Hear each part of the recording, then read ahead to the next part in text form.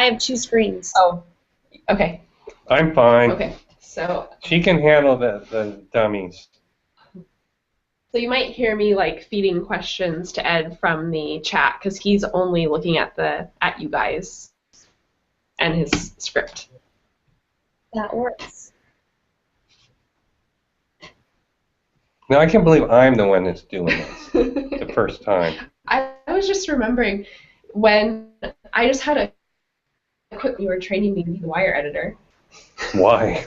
Is that 9 years ago? It's just like how far we've come, how different our jobs are these days. Yeah, I don't even know how you became the wire editor. That was a lousy job. How did I become the wire editor? Oh, I don't remember. That's how they used me. Anytime somebody left, they'd plug me in. It worked especially well when I could. Sort of like, because that's where the focus, I think. I think They were. so desperate. I didn't learn that. I would like to do it. I don't know how it will happen, or if it will agree to have a listening session. It's basically. It goes goofy sometimes, so I hope people can understand it. Well, I think it's just hopefully you can hear them, but they're not. They're just like talking. Well, choosing the side before there's anything to choose. It's kind of like we're going to be discussing here. It's a difficult thing because how do you make access for residents easier? How do you make access for tourists easier without affecting the everyday life and having growth overtake the island? Well, the thing is, it's a problem right now, and making it at this point, I mean, it is a crippling thing for the people that are here.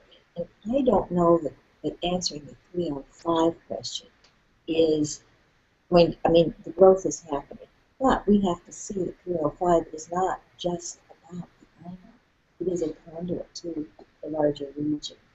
And that's just a reality, that it is a main street for us, but it is also the highway to the larger region.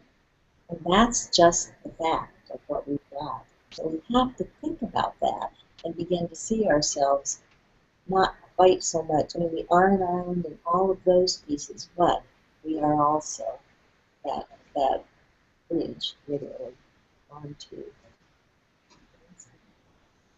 or off of it into Seattle for that whole operation.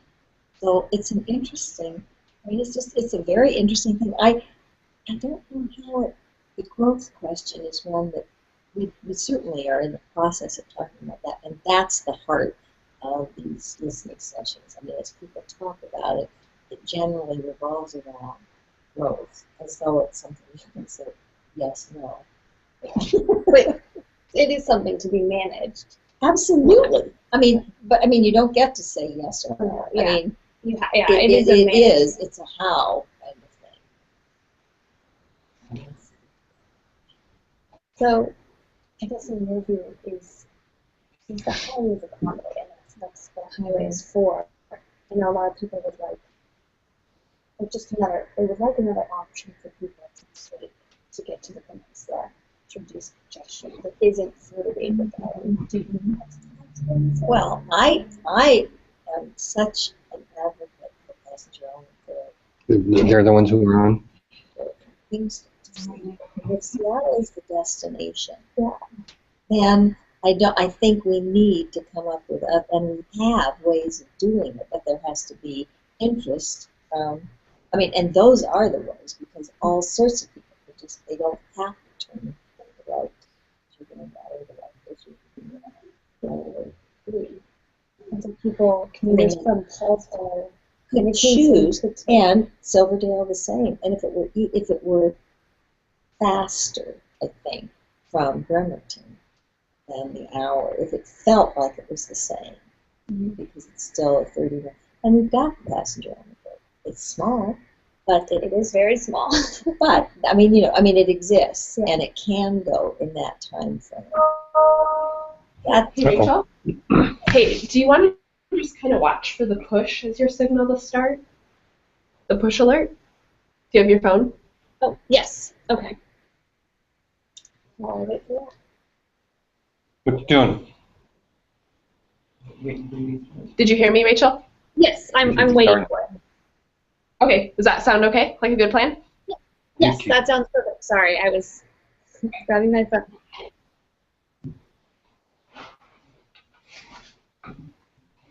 See them? Oh, don't move your thing. I just don't want to get that in the background. Oh. All right, so I think we're ready to start. Are you ready? I'm ready. All right. So I'm going to go ahead and welcome everyone to the chat about the congestion on Highway 305 and through Agate Pass Bridge.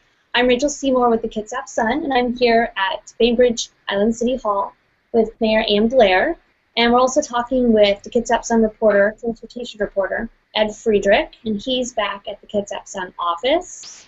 Go ahead and say hi, Ed. Hey, thanks for joining us. And so our discussion is going to center around the future of Agate Pass Bridge and whether it needs to be widened or what can be done to help with congestion through the island and connecting the island and Seattle to the Olympic Peninsula. And so Ed's going to kind of talk about his story that he's done recently on that issue. And you can also click on the link within the discussion that one of our editors has posted. So Ed, if you'd like to take a moment to kind of recap that story for people. Where the story came from was in November. There's this organization, I guess you could call it, that came together from North Mason, West Pierce, and all of Kitsap County that they decided they'd have more power in getting projects pushed through the legislature if they all agreed on what they wanted. And that was called the West Sound Alliance. I did a little story on them back in the fall, and they already had a list out, a preliminary list, and I happened to see Bainbridge had some things on there, and I'm not used to seeing Bainbridge having projects, so I did mention that in the story, and I had planned to follow up a lot sooner, and if I finally got around to writing the story just about 305 and Agate Pass that ran on Sunday. That story talked about the primarily just all of the projects that they're proposing for the entire corridor. It's not just Bainbridge. There are a lot of them from Paul's Boat to the bridge also, but the fixes to the bridge. In fact, there's $164 million proposal, not proposal, but a project on a list for a new bridge and several smaller improvements on Bainbridge. And so during this discussion, we definitely want a lot of input from people, and you can go ahead and type your questions into the chat, and we'll do our best to answer them as we can. But before we kind of get started, we also want to get an idea of who all is joining. And so we're going to go ahead and take a poll, and you can choose which one applies to, so we can get an idea of how many residents or commuters are with us today. So you can, let's go ahead and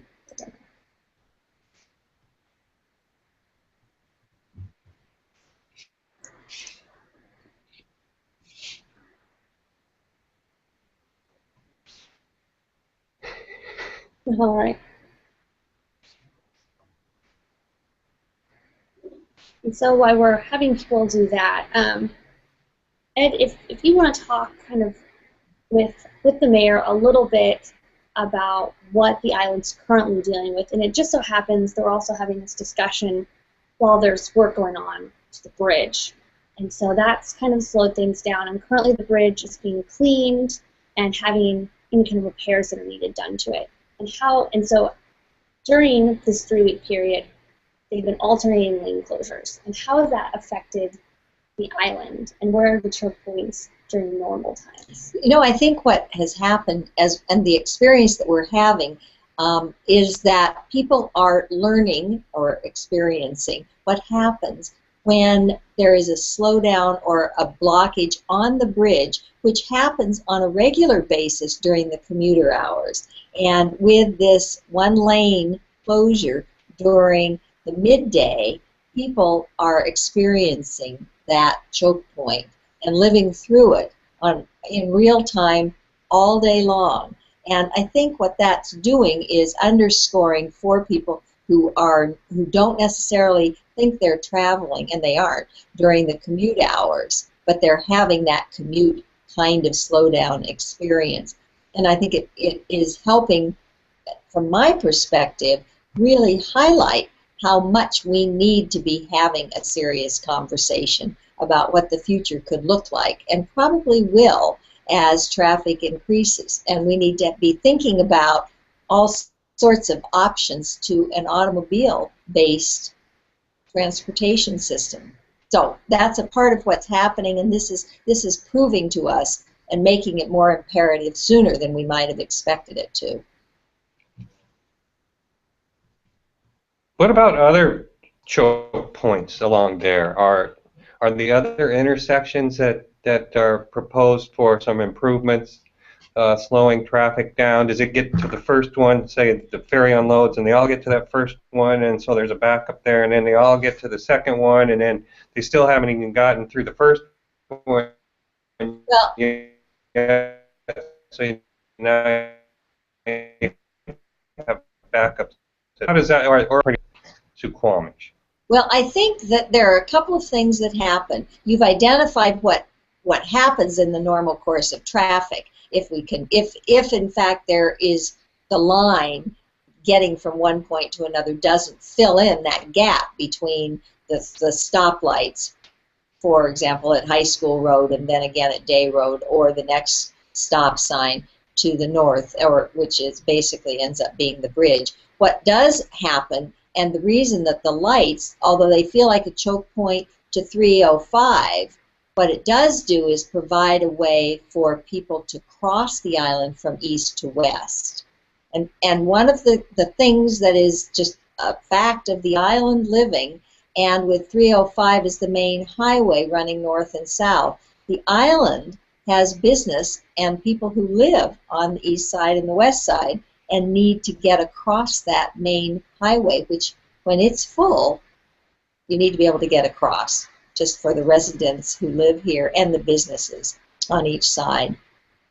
So I think that is why we need those choke points, or at least the traffic slowing. We don't need the choke points, but we need the traffic control points at the intersections.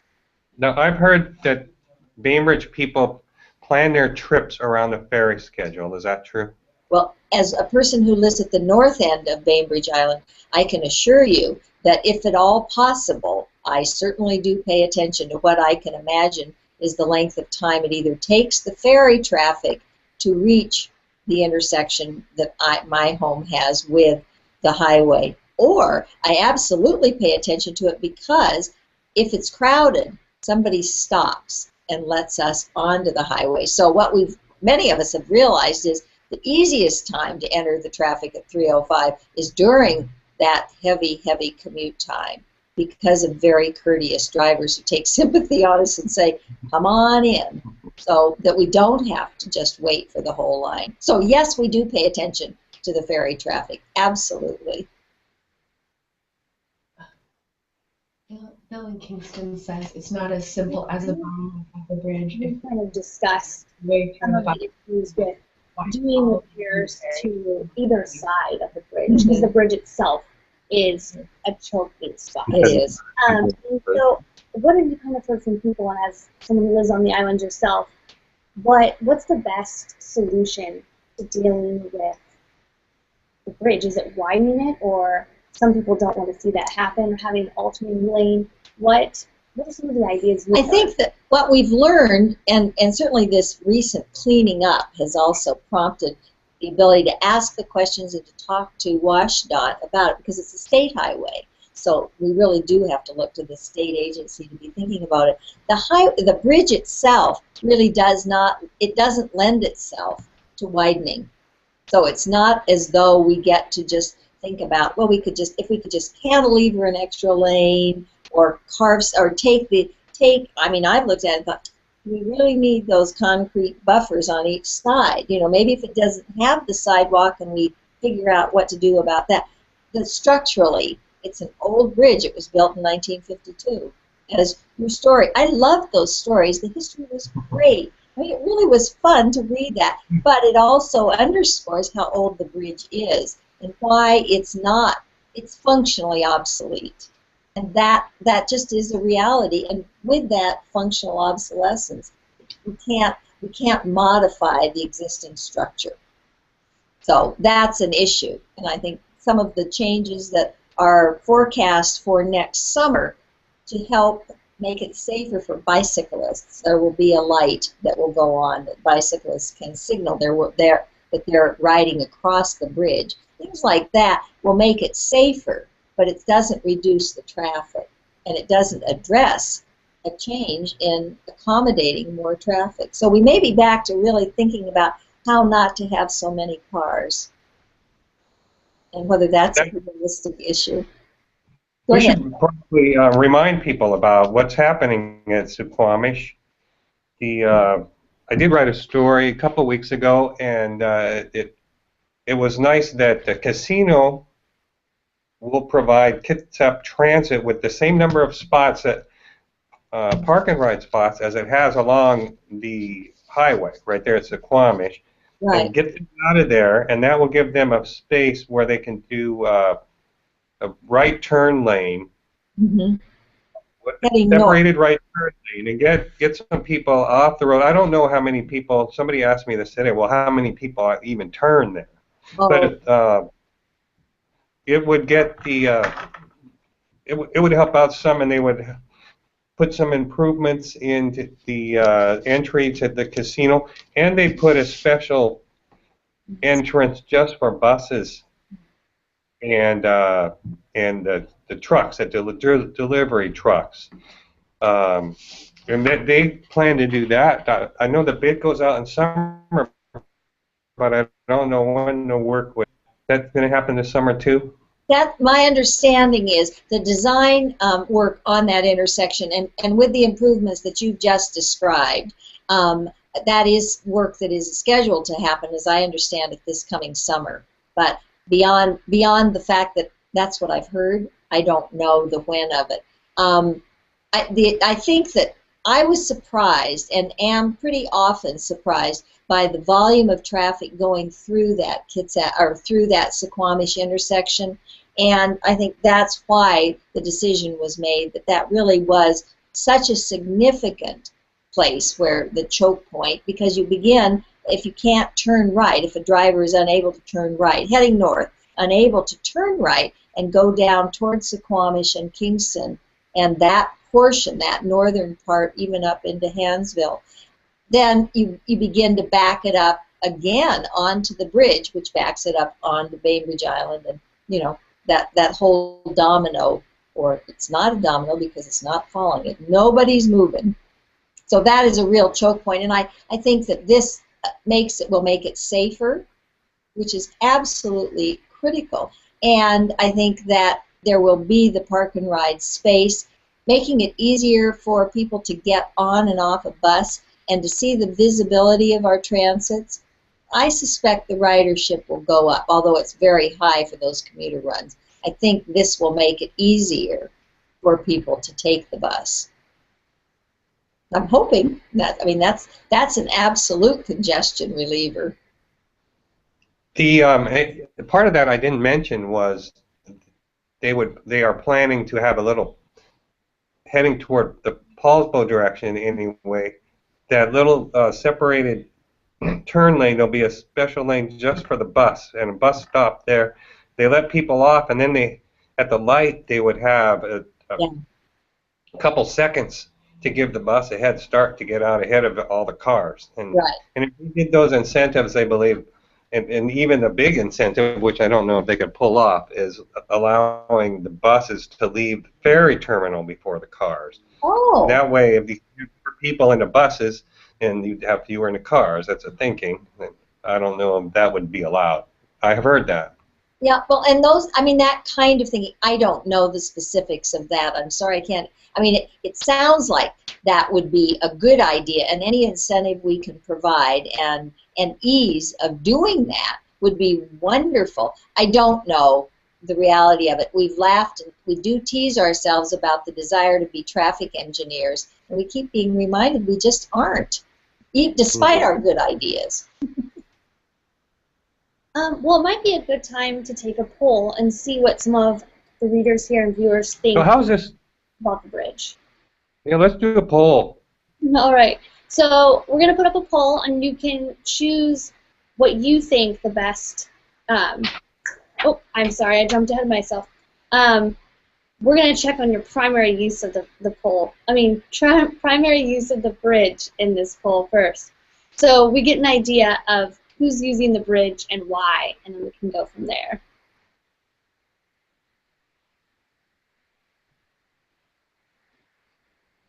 I lost their audio. Oh. We may be being silent. Okay.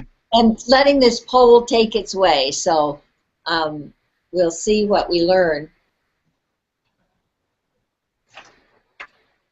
And there's no way to specifically know, but I know that lots of people have speculated that a majority of the people that use the bridge are not island residents, commuters.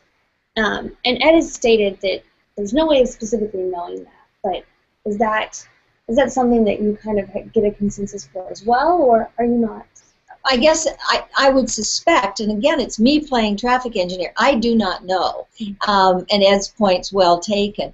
I would speculate that the traffic, I think what we do know is that a lot of traffic coming across the bridge heading south, we've thought that a lot of it was going onto the ferries, but there are, I think they now have done traffic counts by about the number of people crossing the bridge onto Bainbridge, because this is where they're working. You know, and so that sort of thing is going on, as well as heading directly to the ferry. They may also be coming to shop and have lunch, have dinner. We have grand restaurants and good shopping. We welcome the visitors. So, but I think there's also the business traffic. So your point's well made. I don't know how we're going to figure out, other than to count how many people come across the bridge and then don't continue on all the way down to the ferry, so you can do the arithmetic. But what's happening in between, I don't know. And you mentioned all of the businesses and shops here, so obviously you all want visitors to come and to enjoy Bainbridge. So relieving that congestion is not only for the residents, but for making that easier. Well, I think that's true. I think the other part, in addition to the Bainbridge businesses, I think the reality is that the State Highway 305 is the corridor to the Olympic, well, the Kitsap and then the Olympic Peninsula. So we have to recognize that that is part of what's happening with this system. And with the ferries being the marine highway, this is a continuation of that. And we need to recognize that it is. And it's wonderful to have visitors come and stay and shop and enjoy Bainbridge Island, but some really just need to get off of Bainbridge Island, and it becomes a literal bridge to the peninsula and their destinations. So that's something that I think the island, all of us who are here, need to acknowledge, and will be part of how we have the conversation about how do we deal with that. It's back to the balancing.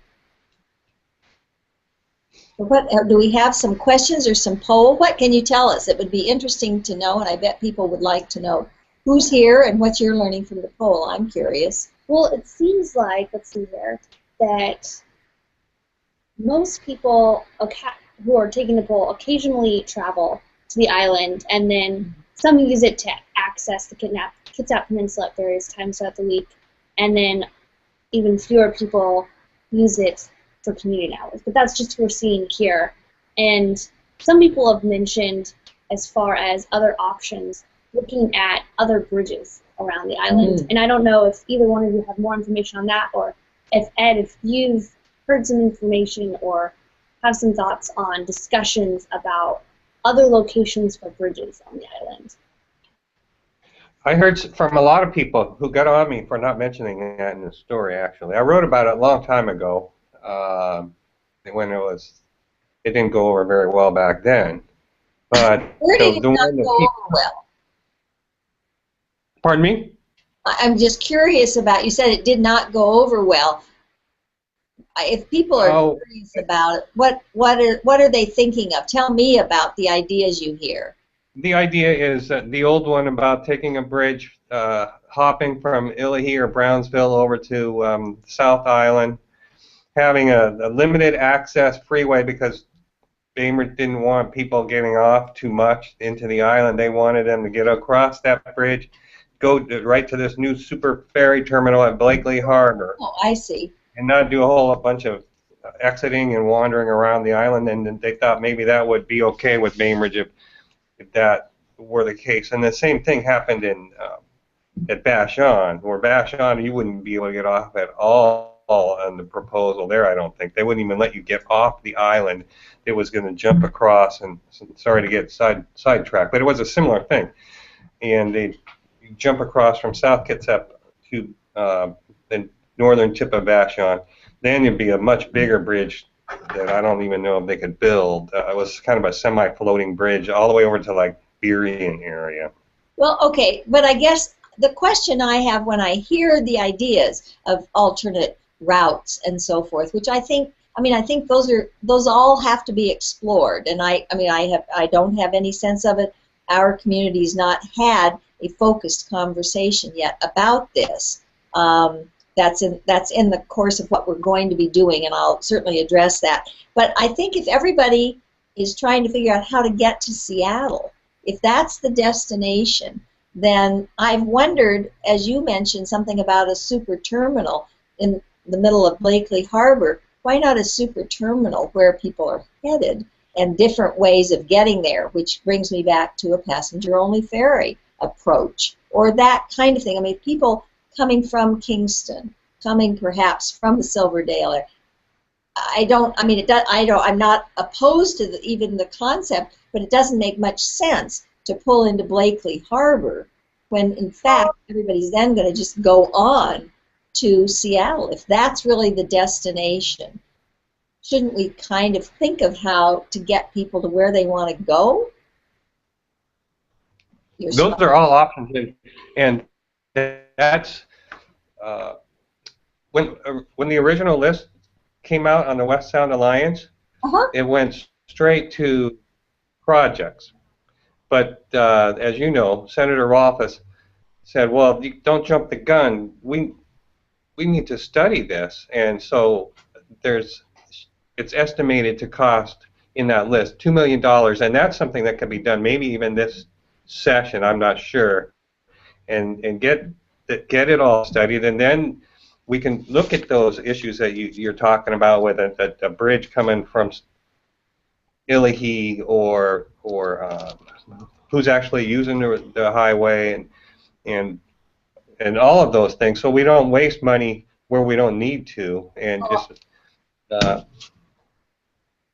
Well, I think that makes a great deal of sense, and I hope you're hearing that I don't see how we could do anything except that. And we want to have and we need to have the studies done. I think we also know that we want to have the conversations within each of the communities that will be most directly affected by that. Certainly Bainbridge Island, but the Suquamish tribe, the city of Paulsbo. I mean, there are so many, and then you're looking at the whole county. So it is a conversation that needs to happen in various places, in addition to the very careful count and looking at it with the engineering studies. Well, if we want, we can go ahead and take a poll and see what people think about the different options. I think that's for the great. bridge. Yeah. And then we can kind of go through, it looks like we're getting some, not necessarily questions, but comments from people about their thoughts and ideas. And I don't know if either one of you want to address some of them, but several people have mentioned the issue not being the bridge, but the signal at Suquamish Way. Yeah. And I know, Ed, you've previously written about it, and the roundabout idea, which would help move traffic, was found to be too expensive, correct?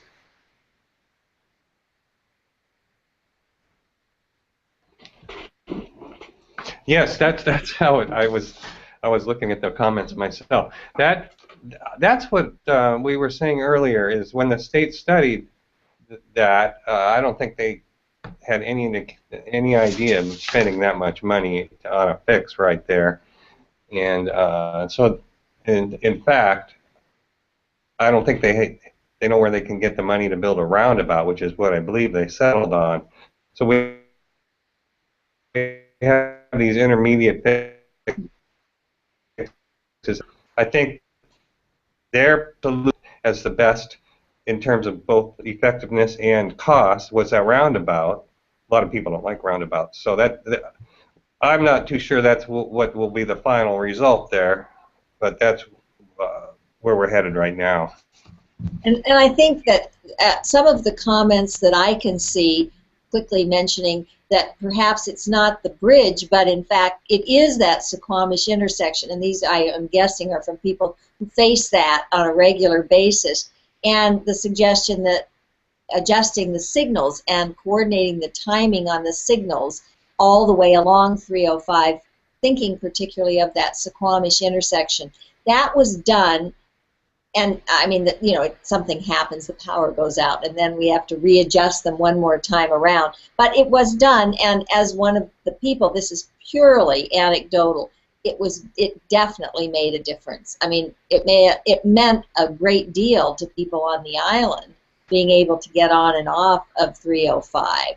I don't know whether it managed the congestion overall. I just don't know. But that's the kind of thing that needs to be looked at, and it certainly is part of the plan to be implemented when we're widening and dealing with that Suquamish intersection, which is seen as a way of relieving some of the choke. And the bridge and the intersection are so close together that it's difficult. They almost act as one big mess there. You're right. It is a mess right now. And it looks like we kind of have a variety of good input from the poll, and all split. But the most people, I mean, we're not getting a huge amount of people on the polls, but it looks like a majority of the people are in favor of building a new bridge, new bridge with the existing Agate Pass Bridge. Oh, so that there'd be two bridges. Okay. Is there any indication of where that bridge would be, and would it bypass Bainbridge? Well, I don't think our poll's that advanced. Oh, come on. I want the answers. Yeah. We need everybody to be a traffic engineer. Yeah, well, someone had also mentioned that, you know, as we've discussed, there are businesses on the island, and a second bridge would help facilitate more use of that. But as we've also discussed, there needs to be a balance of seeing where people are going and providing them that access to Seattle if they want, while giving people who want to come and enjoy Bainbridge or come and go from Bainbridge the access they need. Right, yeah.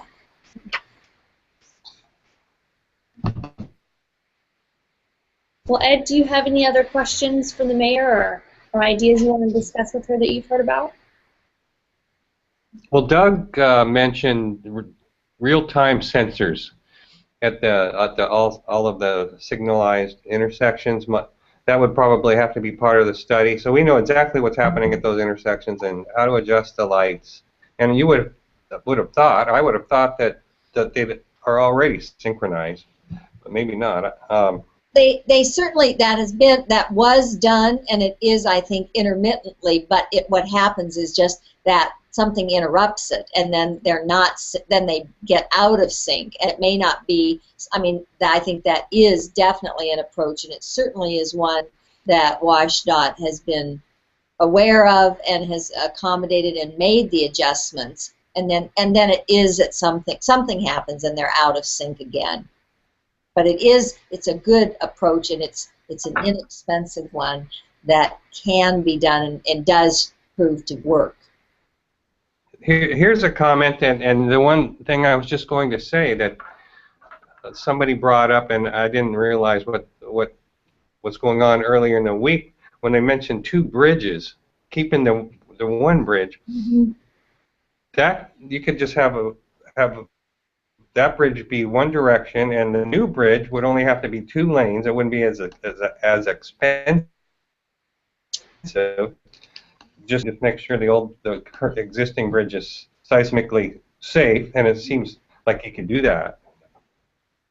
Well, and again, I mean, I think those are that kind of thinking will have to be a part of a solution.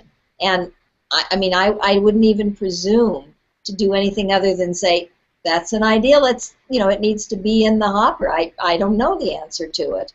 It's easy to begin thinking, well, that wouldn't work, because just as easily as it is to say, what a great idea, let's do that. I mean, I just don't know, but I think those are the kinds of ideas that come from a community conversation. Right.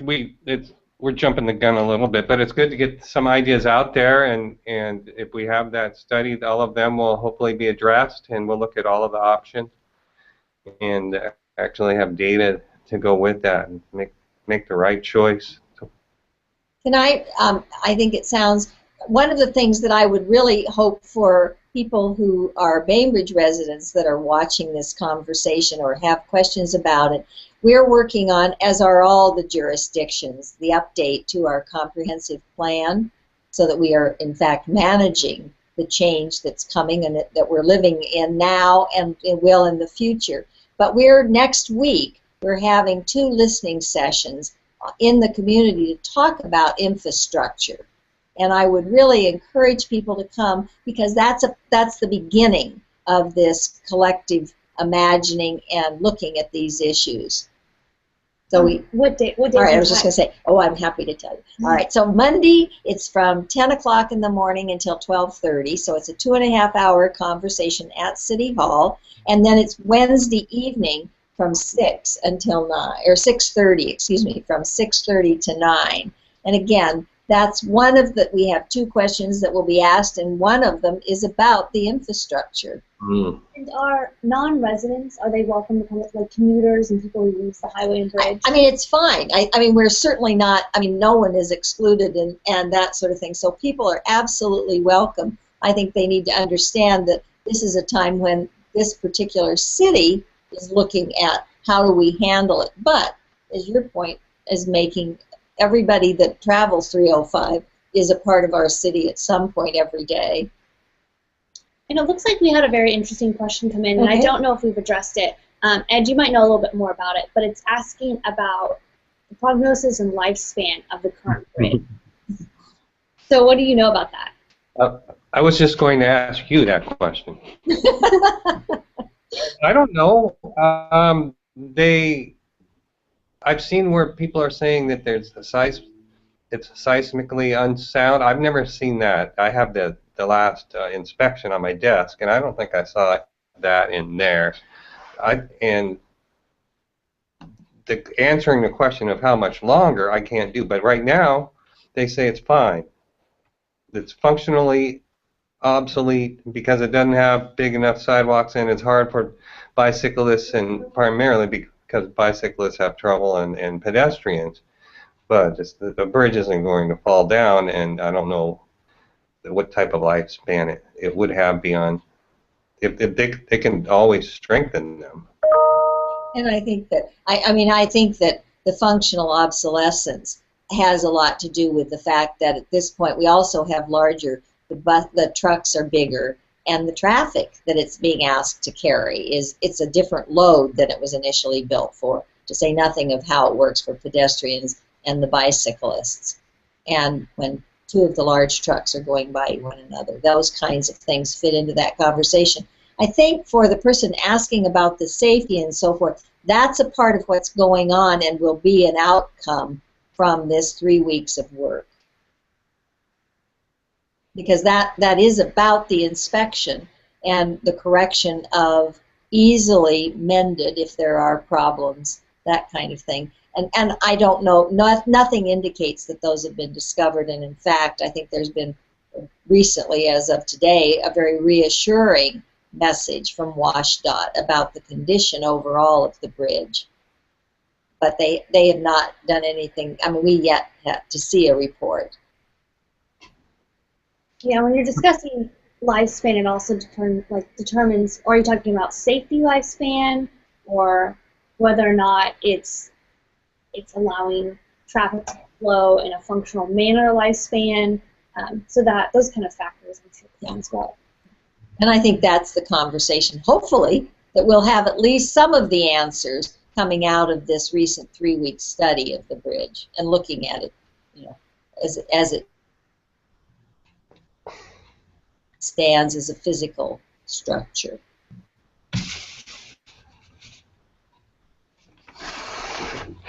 Several people have mentioned that you can't just put 4-lane the bridge.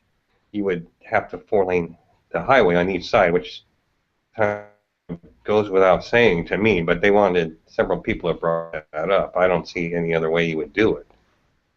Well, I mean, you just change if we didn't do something that made it possible, you know, to go as a through pathway from either side of the bridge. You just change the choke point. I mean, now the possibility. I mean, that I agree with you, and I don't know what that means or how it's accommodated, but I would agree that something has to happen all the way across. We need to see it as a continuation and a part of the highway, not a separate structure.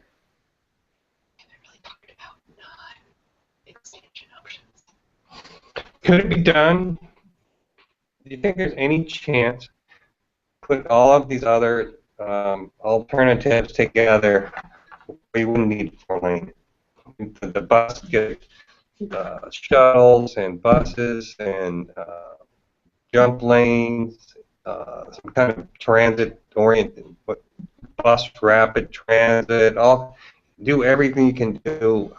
Is there any way to avoid, or the traffic just going to overwhelm it someday? I don't know the answer to that, Ed, and I think that's part of why the study needs to be done, you know, in a thoughtful way, looking at it by traffic engineers and so forth. I don't have any idea. I mean, that what we can do and do know is that having jump lanes and more people riding mass transit absolutely reduces the number of vehicles, single automobiles on the road, and that will change the congestion. Whether that's the final, I mean, how long a fix that is, I just don't have any idea. I think that corridor also is pretty strong in that regard, because about twice as many people walk onto the ferry as drive on, and so that gives an indication that you're having some pretty good. They have to get there somehow. They might drive and park, but we know that that's no fun. So I think a lot of people are taking the buses already, or some other means to get there. That's just ferry people have told me over 15, 20 years that those are like huge buses that carry cars. Those ferries. Well, it's certainly mass transit. And I think that. Well, I agree, and I think that it does show that, and I think the fact that we have the park and rides that are more numerous and they're full, and that's, again, one of the things that I think dealing with, and the cooperation that's going on with Kitsap Transit, the Suquamish Tribe, and WashDOT is really a very positive collaborative effort to help increase the mass transit use and lighten the load of individual cars heading back and forth from the ferry. Somebody is saying that a roundabout isn't too expensive. I don't think we said that, although that I think that is the plan. But before we get to that, and there isn't any money for it, I don't believe. Before we get to that, we're going to put these little fixes in first at Suquamish. Well, I think that at this point, that because of the fact that the state financial picture has some very different priorities right now, and that's what the legislature is working on. So I think rather than my speculating about it, I think that's a conversation, and appropriately with WashDOT, who can best explain the issues, because I don't know them. I mean, I can speculate with everybody else. One person did ask about the reality of this like the time span of maybe a new bridge, or he wasn't specific, but the time span of this happening during a lifetime. I'm going to go ahead and put another bridge out there as an option. And you've been covering transportation for a while, and have been with Concepcion for a long time. And I guess the best way to maybe get an understanding, because we don't have an idea of how long maybe a new bridge could take, what was the time span like with the Tacoma Narrows Bridge and that expansion? And just to give people an idea of the obstacles and how long an additional bridge can take. Well, it all has happened while I've been covering this, so it hasn't been that long. That the obstacles, it was a huge fight to get the bridge through there. The Gig Harbor and South Kitsap people didn't want tolls; they wanted the bridge, and they people made them look like they didn't want the bridge, but they were the ones to benefit the most. They just didn't want to pay for the whole thing by themselves, which is what they're doing now for the most part. That would probably be the same thing that you would face trying to put a new bridge into Bainbridge. So it'd be, you'd have that political obstacle. You'd have to try to get it. The majority of people, you wouldn't do it probably if the majority of people weren't for it, but you still have the vocal minority to deal with. I don't think it would take that long to build it. Of course, all the permitting, that can go on for years. How long? Anytime there's water. And do you know how long it took to get the Tacoma Narrows, the new Tacoma Narrows? I just can't. I don't know well enough the situation. How long that took from the decision and the funding to actually having it something we could travel on. Do you remember how long it took? I think they started in 2002, but somebody here says 7 years. Oh, somebody, that's one of the commenters. I thought the first financial plan was 2002, but it went way back before then, all the planning and things of that nature. Mm-hmm. Once they started, it was. I lived down there. It was really cool to watch. It went fairly quickly for a huge bridge like that, and you'd think that a bridge across Agate Pass would not be nearly the human, the human building difficulty. I'm trying to spit out some words here. And it's an interesting question that certainly, and actually, I think we can look to the reporter on this side who took the time and was able to look up and answer. So give us what you know. It is from Wikipedia, so I'm gonna put that out there. Mm-hmm. But it's according to Wikipedia, the construction began in 2002, and the new bridge started carrying eastbound traffic in July of 2007. So 5 year. And it looks like, correct me if I'm wrong here, but according to Wikipedia, Ed, it's saying that the original bridge was built in 1950 as well. So it's the same age as the Agate Pass Bridge. Right. Yes, that's true. Fine. You have to just maintain them so much, to constantly paint them like a Navy ship, keep them from rusting. Now you can look at the old Manette Bridge. Mm-hmm. We had to get rid of that one. It was having, by that time, I don't remember how old that is. It's 1930s, I believe, and it was really having rust problems, and the structure under the water that it stood on was falling apart. So whether the Agate Pass Bridge would eventually have those problems, I suppose it's possible.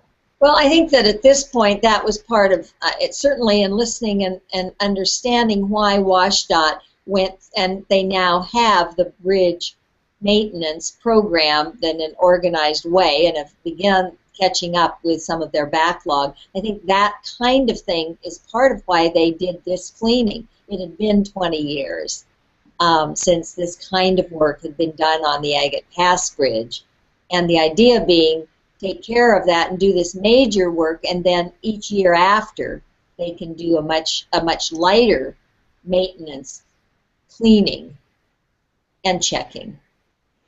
I'm surprised they let it go that long, too. And they explained why, but I don't know if that's an excuse. Well, it's an explanation we've got, and there you go for the moment. Well, I guess I want to make sure that we make sure that we've answered everyone's questions and they don't have any additional questions. And I wasn't able to find, I didn't look too deeply, but I wasn't able to find when the new Manette Bridge was constructed or how long that took.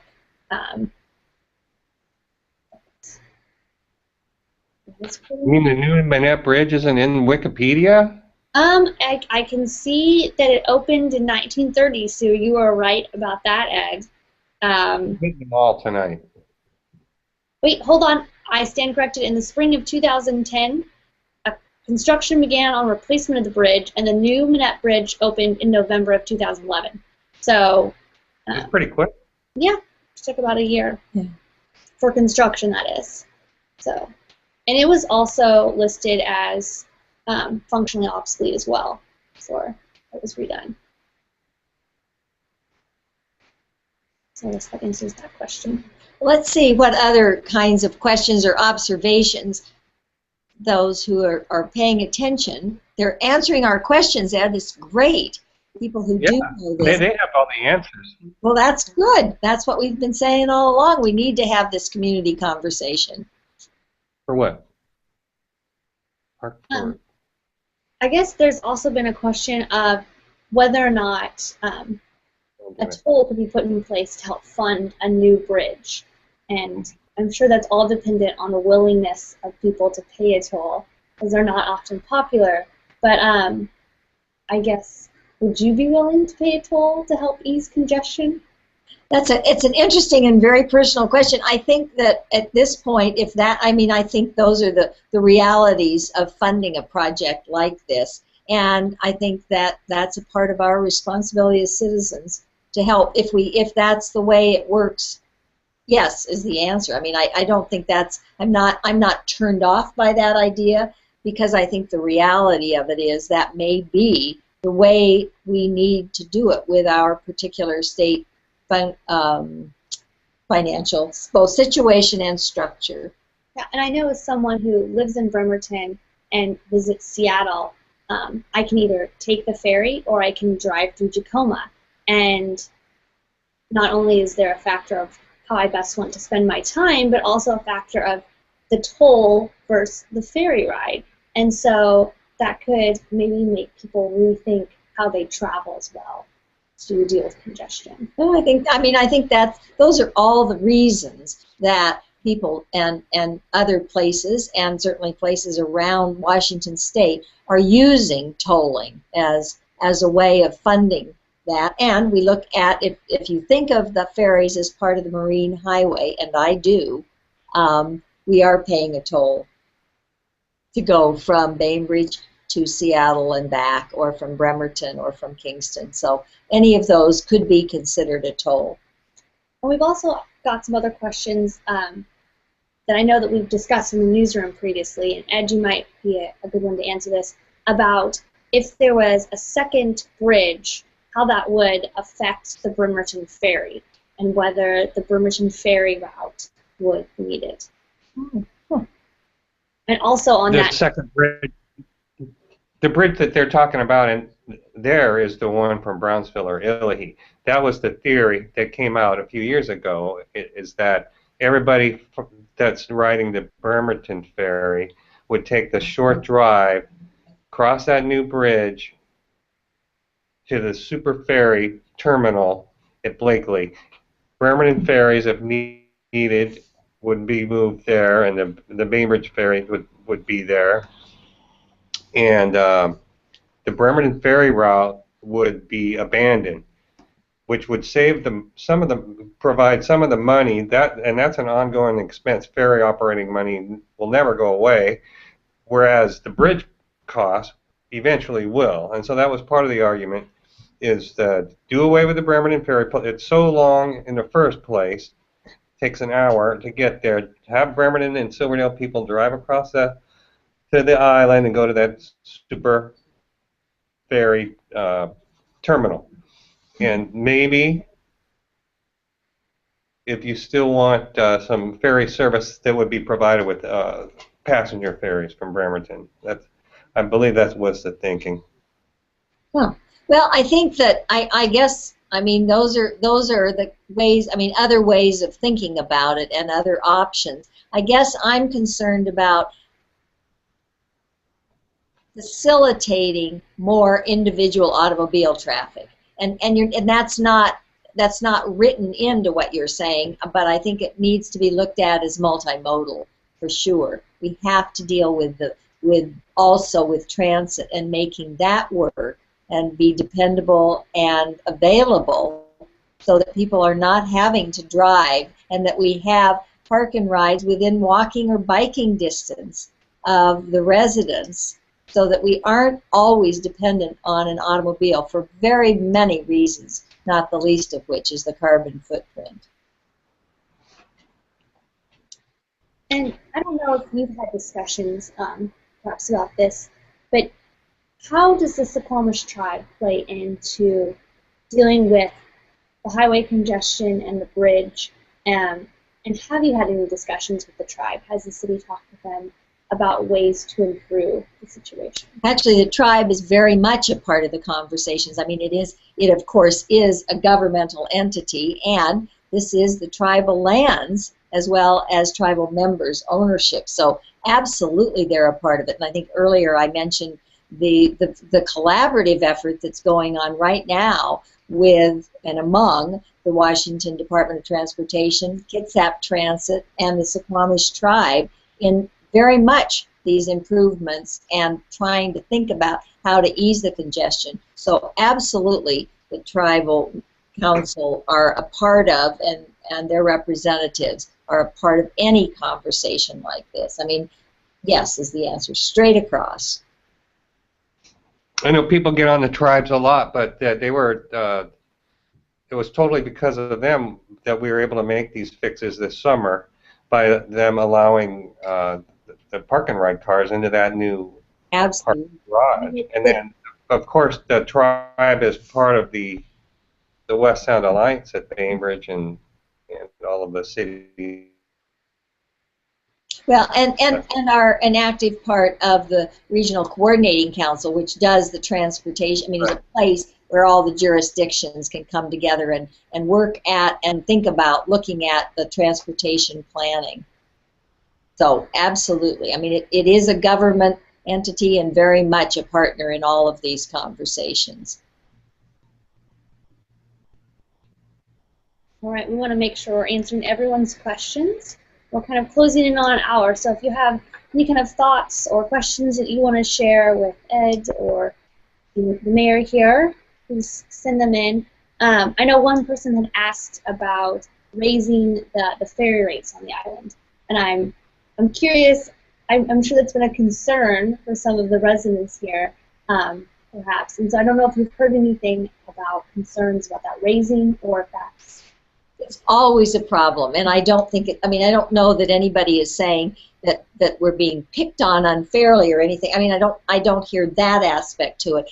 The fact is that the rates do go up, and this particular run happens to be the one that works as definitely an income revenue generator for the whole system. So there's a lot of work going on looking at the Washington State Ferries long-range plan. And each of the ferry communities all around the Sound are a part of that conversation. And certainly rates as well as the routes come into it. So it's an ongoing one, and nobody has any fun going in and spending that much money on the ride, but at the same time there's a recognition, that, I mean, it's what it is, and we can lobby for it. We've got to come up with some other creative ways of funding these projects. Were they talking about raising the ferry fare to be used for the bridge?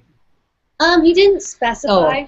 I think, well, I don't. I mean, I think it goes back into the ferries. I mean, I think they're Right.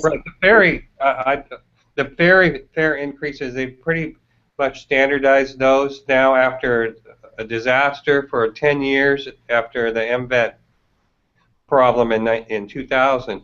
Now they stabilize at about 2.5, kind of a cost of living raise every year, and so it's not so bad. People will yell at me for saying that, but relatively speaking, it's a cost of living thing, and if they can just keep it, of course, it'd be nicer if they lower them. But when does that ever happen? Well, we have some questions coming in, and one is What questions? for the mayor.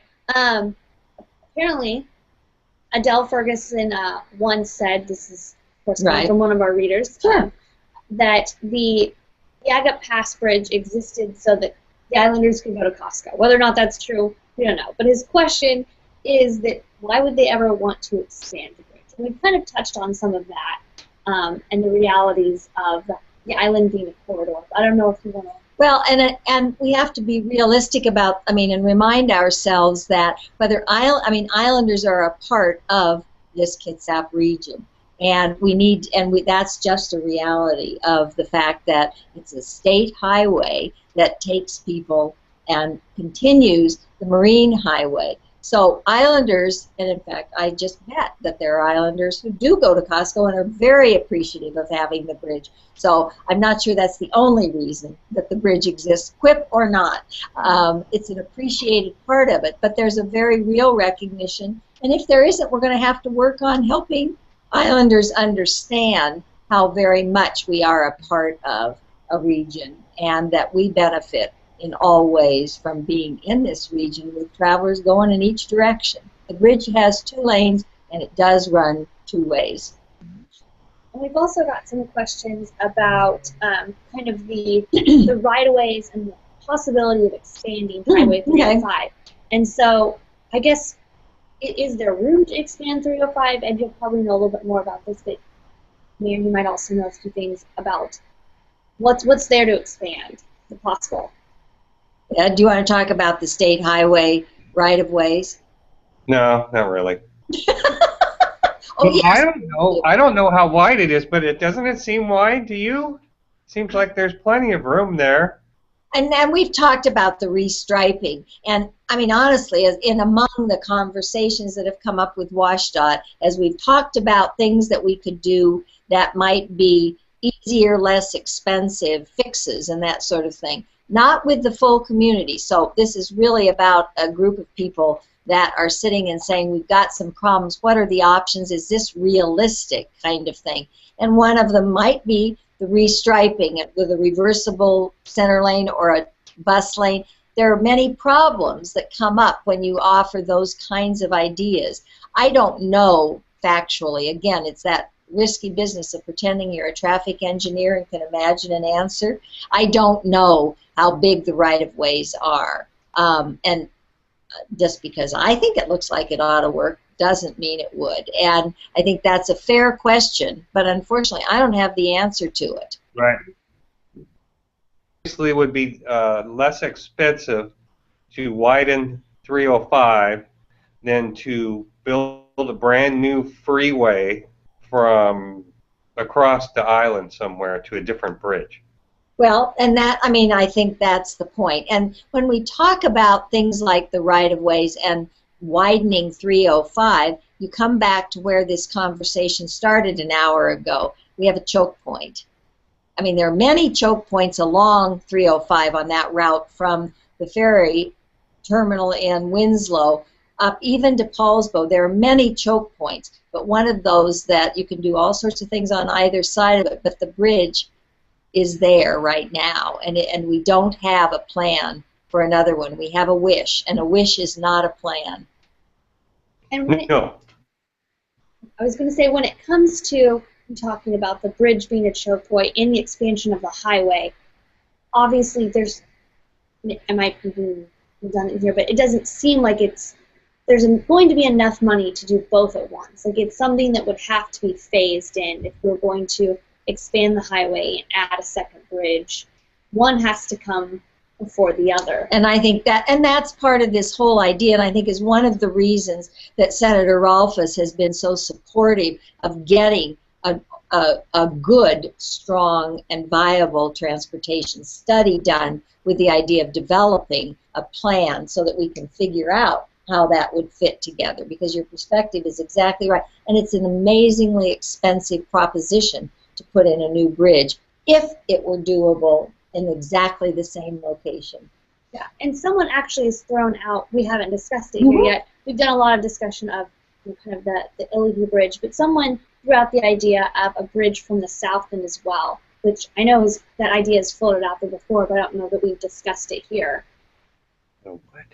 Again, I think it comes back to the same idea. We're still coming onto the island, and at some point, it all funnels toward either this super, I don't know, ferry terminal that Ed has mentioned. I think, I mean, it's a reality. I don't know that that's a good one. I suspect that there would be a huge outcry across Bainbridge with the idea of taking private property and turning it into a highway. And in fact, you know, then we become the intersection.